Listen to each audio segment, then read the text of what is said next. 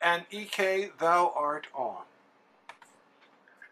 Thanks for having me tonight, Dan. And thank you everybody for being here. It's nice to see you all in your little squares. I am still looking forward to seeing people in person. I just want to put that out there. I have a set and this is all new stuff. Um, I did 30 poems in 30 days in April, and I've had a lot to write about lately. Like, as you know from headlines and poems, um, we're really going through it in public schools this year. It's been a rough year. So this is called New Baggage. April has dragged in slowly this year. Every school day packed with stress. We had to sit on the suitcase to close it. It leaves marks where we keep dragging it towards summer. It's so heavy.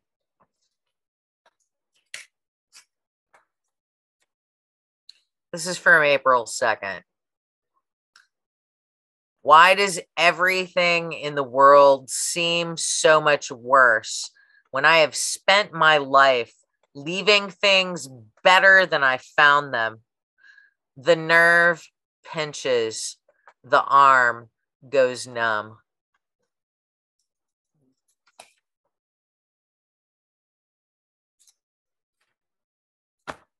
Three, I still love to stay up all night. It's like I have the night to myself, binge watching the latest costume drama, listening to my lover snore, writing this for you. 3 a.m. is an oasis from the dread of Monday morning, sucking me dry.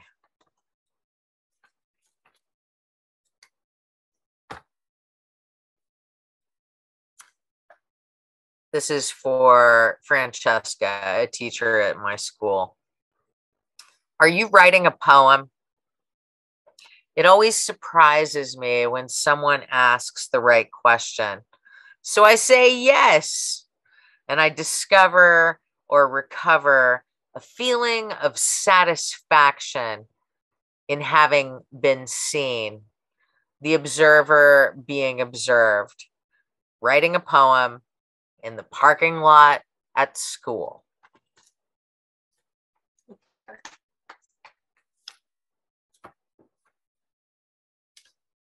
Spontaneity returns slowly and starts at a bar where we all have history of drinks and talk. Even though the answers are not in the bottom of a glass, I mean, you still got to look there, I guess. The beer and tequila loosens our tongues, and our talk about work shifts in more entertaining directions. As usual, we end with more questions than answers.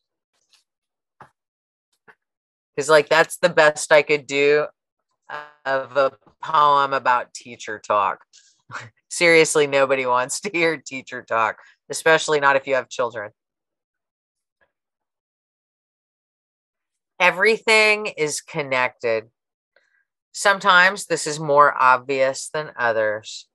Ideas floating like spores on the wind, connecting, fruiting.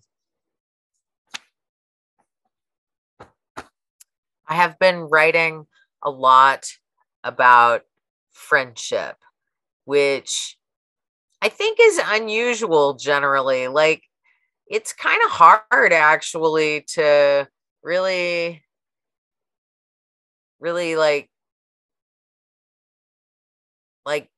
address that relationship, I think artistically generally, because like it's so subtle and it's so like present, you know? Friendship is time plus proximity, time plus time spent. What we purchase with time spent is connection and mutual support.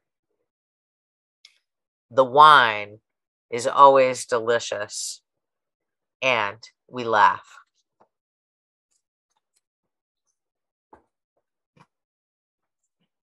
Okay, so we did, here, I have a thing. So it already happened. I'm sorry I wasn't like, I don't know. We put it on the internet, even though we did it in person. We did Poem Dome 17, which, started as Poems Under the Dome, and then the pandemic came, and then it was Poems Inside the Homes. And look, there's me and Charlie, and there's Diamond Dave, and there's Val. She turned into a butterfly. And then actually, like, also in this picture, Dan Brady and Richard Ivanhoe are in here, but they're like inside City Hall right now. So just know that they're there. So I wrote a couple of like poems about Poem Dome this year, and I'm going to make you listen to them. I would usually never ever read these, but you guys are special, so I'm going to read these to you. City Hall is still closed for public events, so we celebrated poetry outside in the plaza between City Hall and the library, between two protests and a dystopian concentration camp for the homeless. Diamond Dave likes to hold hands in a circle of friends, so we did, and he gave us his blessing since Jorge couldn't make it. As usual, we put everybody's name in Richard Ivanhoe's big green top hat and drew for the order to go in the middle and say our poem in the middle of it all. I don't really want to go back inside again. I like this better, being part of the chaos instead of inside, isolated by marble walls. So yeah, Dan and Richard, thanks for your like forever support of making Poems Under the Dome happen. And now we're back to school, everybody. Get ready. Even though the drama at work has reached a pitch that could shatter glass if it were an opera, and I think about leaving, I'm not ready to go. There's an intermission coming, and the show must go on.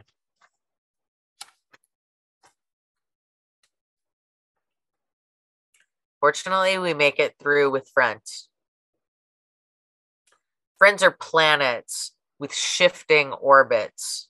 For years, we orbit close, so tight. And then things change. Marriages, babies, new jobs. And the orbit widens. And for me, friends are always welcome to spin my way. Sometimes faster, sometimes years go by. But then, there they are.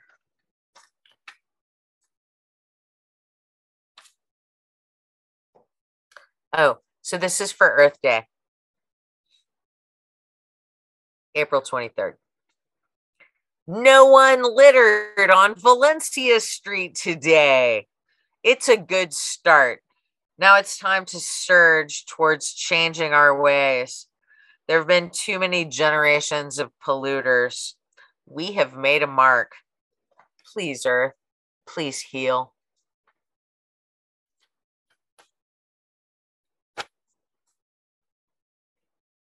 Okay, here's one for Cinco de Mayo. To celebrate my people's liberation from France, I made non-traditional margaritas with what I have on hand. A splashy shot of tequila, a short shot of Grand Marnier because the bottle's so small, the juice of half a juicy lemon from a backyard tree, and a teaspoon of unrefined turbinado sugar, stirred with a spoon till the sugar is really dissolved. Then drop ice cubes one by one until it's so full you have to slurp off the top.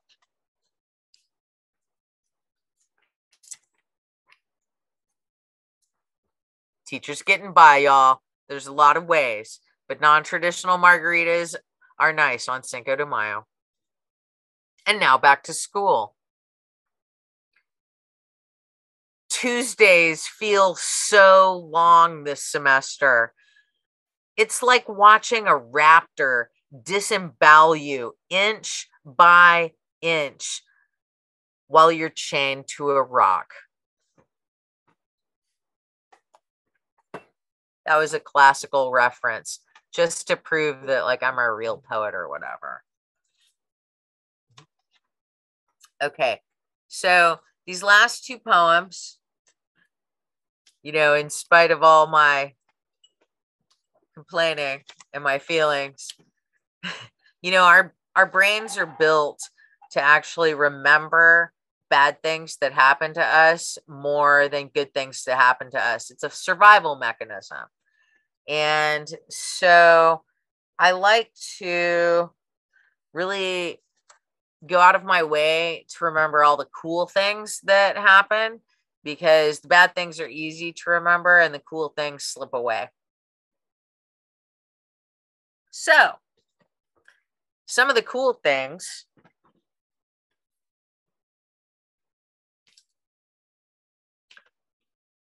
I don't know if you can read that. Is it backwards?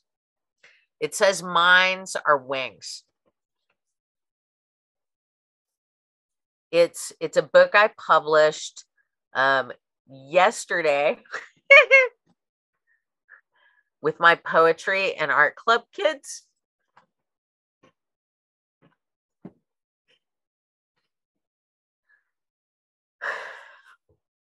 So I'm going to read you my poem from Minds Are Wings. And then I have another one, but I'll tell you that in a second. Oh, I write with the poetry club every Monday, and there are 3 of us. I mean, I guess there's other kids writing poetry, but not everybody wants to be in poetry club, and that's cool. Like, you know how poets are. This is called Teeth. I forgot you wore braces, Madison says to Sophie in the library.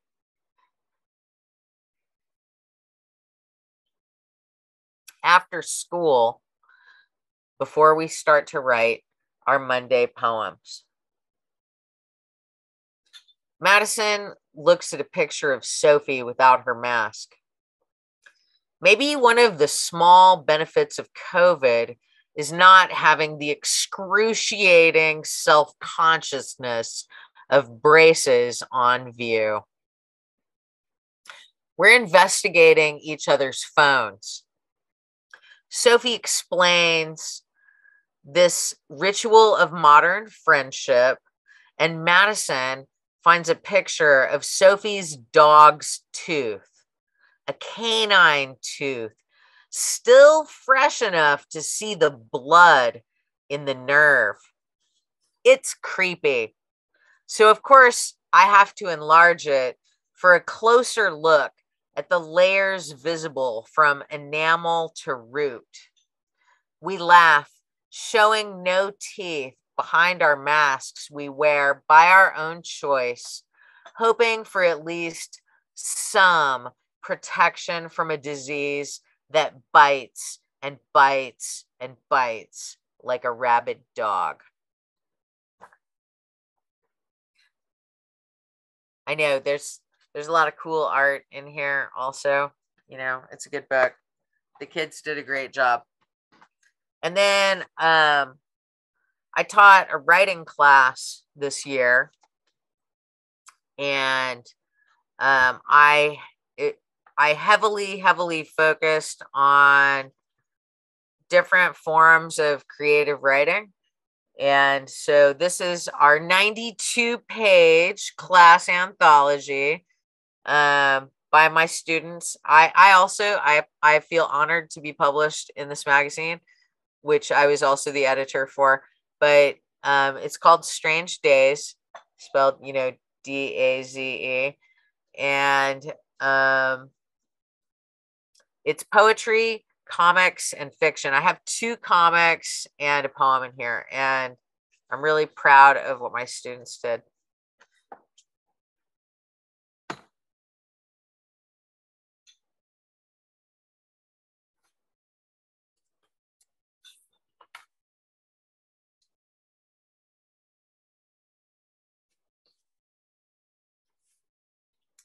second period. The light gets in my eyes.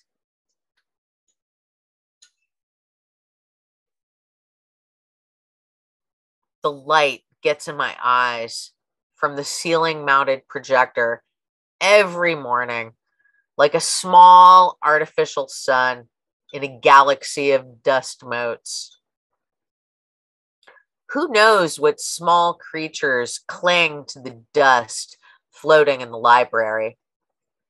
What if they really are tiny worlds swirling in a chaotic universe, populated by small beings who hope for health and peace and a comfortable place to sleep and enough food for everyone, just like us. Strange days, y'all. Thank you all for coming and being here. Dan, thank you for hosting. And who's doing? Is it Tommy and Brett doing tech? It's great to see y'all here. Thank you so much. You've got another 4 minutes if you want. I was going to say that. I can read you my 2 comics. Read the comics. Yeah. Okay. So I have 2 comics in here. I'm not a particularly good artist, but I do enjoy drawing. And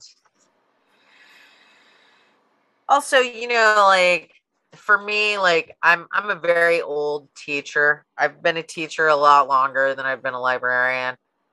For me, teaching is a learning modality. So really, anytime I want to learn something, I usually try to teach it because that works for me.